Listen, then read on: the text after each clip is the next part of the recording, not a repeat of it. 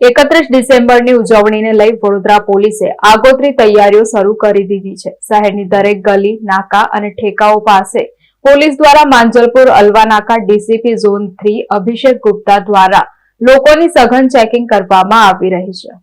31 ડિસેમ્બરને લઈને વડોદરા શહેર પોલીસ એક્શનમાં આવી છે। પોલીસે સ્પષ્ટ ચેતવણી આપી છે કે 31ની રાત્રે નશો કરીને જો કોઈએ જરાક પણ કાયદો તોડ્યો તો તેને સીધો પિંજરે પૂરવામાં આવશે। પોલીસની તૈયારી એટલી કડક છે કે 31ની તૈયારી તમે કરો તે પહેલા તમારા કરતા વધારે તૈયારી વડોદરા પોલીસ કરી રહી છે, જેથી શહેરમાં શાંતિ અને વ્યવસ્થા જળવાઈ રહે।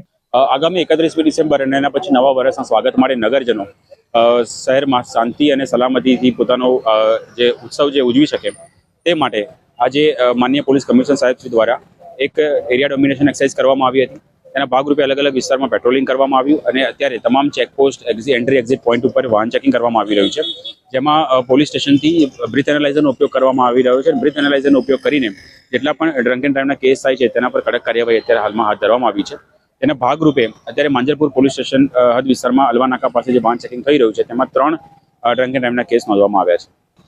આ જે ડ્રંક એન્ડ ડ્રાઈવ સિવાય જો કોઈ આપણને કોઈ અન્ય પ્રકારનો નશો કરેલો હોય, ડ્રગ્સનો નશો કરેલો હોય તો તેના માટે પણ આપણી પાસે જે એનડીપીએસના ડ્રગ્સના તપાસની જે કીટ છે તેના આધારે તે તપાસ કરીને પણ યોગ્ય કાર્યવાહી એફએસએલમાં એમના સેમ્પલ મોકલીને જો એ પોઝિટિવ આવે તો યોગ્ય કાર્યવાહી કરવાની પણ અત્યારે હાલમાં ઝુંબેશ ચાલુ છે અને તે હેઠળ પણ ઘણી બધી કાર્યવાહી રેગ્યુલરપણે કરવામાં આવી રહી છે।